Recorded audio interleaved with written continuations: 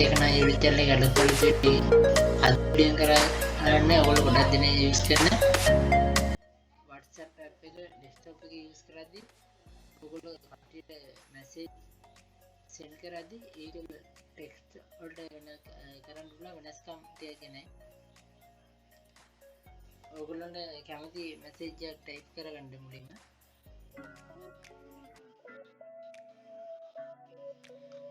මම දැක්ක මේ මෙතනදී message එක copy කරගන්න.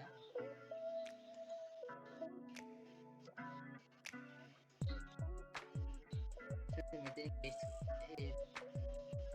කරන්න. ඊට පස්සේ message එකට මේ ඔයගොල්ලන්ට මේ පුළුවන් මේ message එක සම්පූර්ණයෙන් select කරලා bold කරගන්න පුළුවන්. ඔයගොල්ලන්ට ඕන නම් මේ bold කරලා දීද්දිම ඒක මේ message එක italic කරගන්න පුළුවන්. italic කරලා දීද්දි ඕන මේ message එක මැද්දේ මේ ඉරක් යවන්නත් පුළුවන්. ඒ තියදී ඔයගොල්ලන්ට පුළුවන්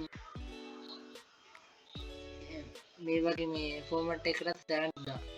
එහෙනම් යාළුවනේ මේ වගේම අලුත් වීඩියෝ එකකින් හමු වෙමු. මගේ YouTube channel එක like කරන්න, share කරන්න, comment කරන්න.